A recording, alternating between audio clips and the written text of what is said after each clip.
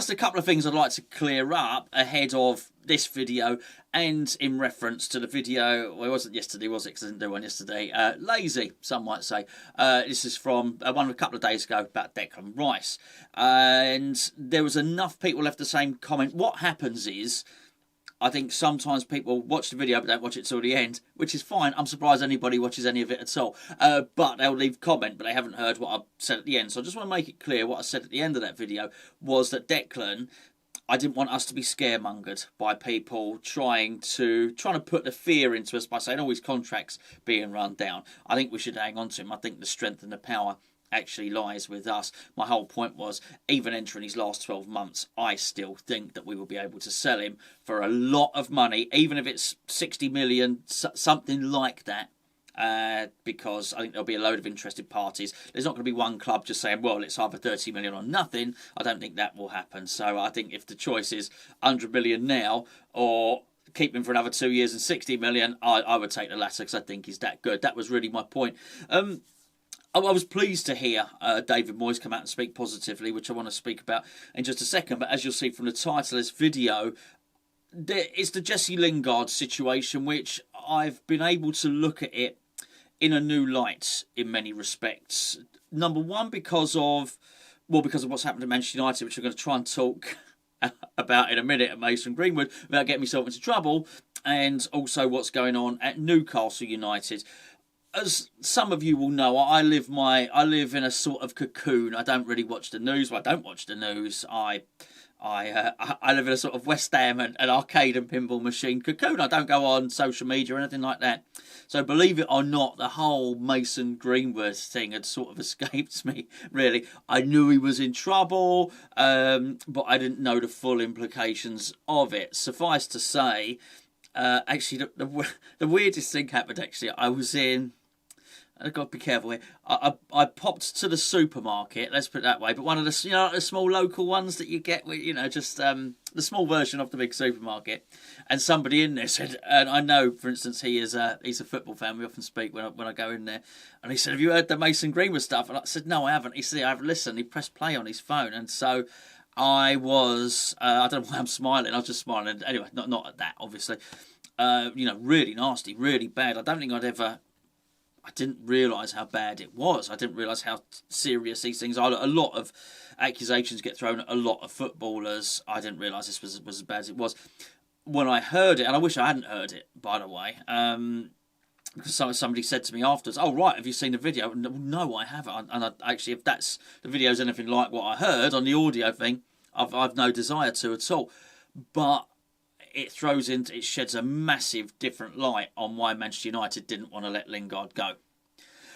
Manchester United would have been aware of that, maybe not massively before everybody else, but legally they would have been aware of the ramifications of it. And I think when you put into the context of their situation that maybe Sancho's not worked out quite as they would have liked, that Ronaldo's prone to have a little sulk up at the moment, that I guess the manager's still trying to find his best team, that Rashford looks to be coming back to form, but I mean he's spent the best part of the last 2 years out of form. You can actually understand why Manchester United suddenly find themselves a player down and an attacking player down, and actually why retaining Jesse Lingard, even if they lose the 10 odd million they might have received for him, actually becomes advantageous for them. It also really does explain why they weren't answering the phone. That's what we heard. They went to West Ham and Newcastle. They weren't answering the phone on transfer deadline day. I sort of get it. They had much bigger fish to fry, really, didn't they? And I know that the Greenwood sponsors or the boot company or whatever have suspended their sponsorship. When you've got a big corporate entity like Manchester United, there'd have been the big Manchester United sponsors would have been saying, hold on, you need to sort this out, because the sponsorship runs in the hundreds of millions, I'm quite sure. So you can sort of understand that. I can understand Lingard's frustrations, but it's a difficult one because so many times I've tried to put the Lingard situation, that's a really bad term, I don't want to say that. I've tried to not talk about the Lingard situation and sort of wanted it to go away. But I think there's a lot of it is sort of frustration on my part. I think I feel a little bit let down. I wanted Lingard to come to West Ham. Do you know what I mean? If that makes any sense, I want him to want us. and I felt a little bit. I felt a bit rejected by him, really. I felt that Lingard could have pushed more for a move to West Ham from the moment he left, but it was very much a case of him going, I'll go back to Man United, see if I can get in the team. And then, when it was apparent that he wasn't, I still, I felt I would have liked to have seen more. It was quite clear that Moyes really, really covets him, and Moyes wants to bring him in. So I think when I was saying, let's move on, let's forget it, it's because of that. I was a little bit gutted that it hadn't worked out. But I'd make no mistake about it, Jesse Lingard is a fantastic player, and he would massively improve West Ham. And if it actually transpires that we go and get him in the summer, then that's cool as well. I think we're going to need some free transfers. Don't get me wrong, he would be a free transfer in name and name alone. He would require a big signing on fee, but it would be worth it because you're getting a player that's probably worth 30 odd million quid, really. I know his age, he's getting on a bit now, but he's not got many miles on the clock, Jesse Lingard. He's not got many miles on the clock at all. As I say, you look at someone of a comparable age, I've said this before, look at someone like Harry Kane. I think Harry Kane's probably played 150 games more than Jesse Lingard. Jesse Lingard is comfortably 150 games plus down on where he should be at this point in his career. He's not. So my point being, I think Jesse Lingard will be playing well into his 30s, really well into his 30s. So I think it's a good sign. And you know what? If you're getting him with no transfer fee, then why not chuck him a signing on fee? I was just about to say a figure then, but I don't. I get accused of putting ideas in people's minds. I don't think anybody that would be conducting that transfer would be listening to this silly old video, but whatever. I think we should give him a signing on fee because I think it's important we do sign him. I also look at the the Newcastle United situation, and Newcastle were willing to give Jesse a big loan fee to give Man United a big loan fee and a bonus if they stayed up and so on and so forth to try and secure his loan signing. I mean, it would have been a massive signing for them. I'm not convinced, by the way, that Newcastle are staying up. I've not seen anything in the Brazilian midfielder they've signed from France. Trippier, I think Trippier may be their best signing out of all of them, by the way, because I think he's a solid character. I think he's got leadership qualities, I really do.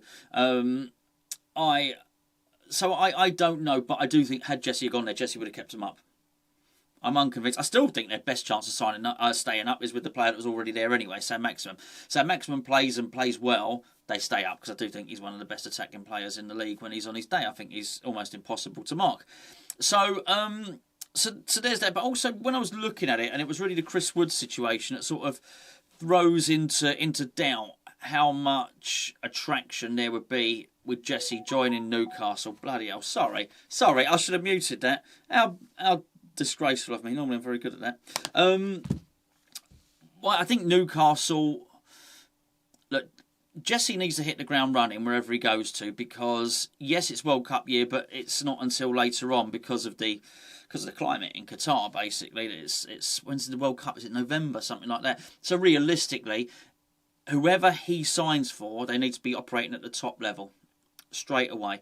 So I think it's another good reason to sign for West Ham. You don't know what Newcastle are going to do. And actually, it was when I looked at Chris Wood's situation there. Now, Newcastle were chasing other strikers. Apparently, they've got another striker lined up. And this is the problem for anyone going to Newcastle. It was a bit like Eddie Howe when he was doing the Kieran Trippier press conference. And Howe turned around and said, he's not just here for the money. He was talking about Trippier. He's not just here for the money. He's here for the long-term project. Well, there is no long-term project for Kieran Trippier. I'm sorry. He's going to be one of those players who's just initially bought that doesn't have a real long-term future at that club. In much the same way as Chelsea did a lot of this when they first... they came in, they signed Varane and people like that. For nothing for the long term. It's just to get someone in and make a signing. Newcastle United will have their eyes on a better long-term right back than Kieran Trippier. And I think, as I say, I think Trippier's a hell of a player, a really good player there. But Trippier's not going to be their right back in the next 3 years. He's really not. So if they've got as much money as we all think they do, everybody's position's up for grabs there. And I think you can no better example than Chris Wood. Now, Chris Wood has probably gone there. They've paid out the buyout clause for Burnley, 22 million or whatever it is. Chris Wood is not going to be... it's not going to be Newcastle striker for very long. I'm sorry, this is my prediction. Chris Wood will be sold within I'll give him 24 months. Will be sold within 24 months at a loss because he's not playing any games for Newcastle. That's if they've got as much money as we think they do. Because Newcastle already tried to buy another striker, and Callum Wilson will come back to fitness. I'll guarantee you now, Callum Wilson will come back to fitness, then they'll sign another 2 strikers. They try to get the lad from France. I reckon there'll be someone else as well. Don't be surprised if Newcastle go and get that Jonathan David. Chris Wood will barely play at all. And I think this is the problem of anybody that goes there. And I think this is also be the problem for Lingard. And as good and as wonderful a player as I think Jesse Lingard is, here's the point. If Jesse Lingard comes to West Ham, David Moyes will then leave Jesse Lingard as West Ham's attacking midfielder, I reckon. If Moyes is here for 4 or 5 years, and I see no reason to think that he wouldn't be, then I think that Jesse Lingard is his attacking midfielder for the next 4 or 5 years. He won't go out and buy another one. He'll then concentrate on a left-back, a striker, another centre-back, that sort of thing. That's what he'll do. Make no mistake about it. If Newcastle buy Jesse Lingard, the next new shiny thing that comes up in the Portuguese league or the French league or in Germany or whatever, whoever they fancy, the slightly better attacking midfielder becomes available, they go and buy him. And then Jesse Lingard finds himself in exactly the same situation actually that he was at Manchester United. It's not for me to say what Jesse Lingard wants. I don't know what he wants, don't know him. But I certainly know it's not what he needs. As I say, he's about 150 games down on where he should be at this point in his career. And if he's not careful, he's going to get a bit of Sean Wright Philippitis, which is he'll basically be retiring at the end of his career, having played 250 games less than he should have done. And I think that's never a good thing if you want to look back and fulfilment. I said at the time that I thought the best part of Lingard's career, take international football out of it, there was certainly a little spell when he was playing well with Rashford at Man United. But the most prolific part of Lingard's career was at West Ham. His best chance of getting that back is actually to go back to West Ham. Do I think he'll ever be as prolific as that? No, but at West Ham he becomes a hero, he becomes somebody, he becomes important to the fans. At Newcastle, he's important to the fans until the next shiny thing comes along. Because I tell you what, Newcastle next season will sign a £30 million player, a £50 million player. They'll do stuff like that and they'll sign lots of them. And Lingard just becomes a bit part player. He's not particularly special to the fans. He might even get a song. Who knows? He certainly won't be involved in the brotherhood that is West Ham. And that's why I was so pleased to hear, firstly, Stuart Pearce talk about them as a group of players. And I was pleased to hear David Moyes, whilst I don't agree with what happened with this transfer window, I was pleased to see him clearly believing that what he's got is great, and I think that's good messaging for the players, which is he basically saying, hey, you lot are great, I don't find anyone better than you lot, you're a really good tight-knit group, you get on, there's a lot of banter, there's a lot of love between a lot of you, and I don't want to bring someone in who's going to upset that unless they're an absolutely tremendous player. And you know what? That's the one thing with Lingard, he knows he brings in Lingard, that Lingard gels with that group of players. So, yeah, it all just became a little bit clearer when I started to understand the dynamic more of Newcastle United. And then I looked at what was happening at Manchester United and that unfortunate episode that's going on at Manchester United now, who are a club in crisis. Don't care what anyone says. They really are. Not that that's a situation that Manchester United's own making. I don't blame them as a club at all for what's gone on there. But you do understand why they couldn't sanction that Lingard deal. And when you put all of that into place, maybe... This transfer window's just finished. I'm going to I'm going to start talking about player transfers again. Don't worry. But I did want to sort of draw a line under it this week, and I said that, and we will. And I'm going to be looking forward to the, oh my goodness, Kidderminster, Kettering, Kilmarnock, Kinstonian, whoever we're playing at the weekends. I'll get it right at some point. Kidderminster. I think it's Kidderminster. It's someone beginning with K. East Kilbride. Whoever we're playing, I'm going to start focusing on that from tomorrow anyway. However, I've now looking at the situation, looking at the lack of activity as well. Do not be surprised that as soon as Jesse Lingard's contract expires, he rocks up at West Ham United.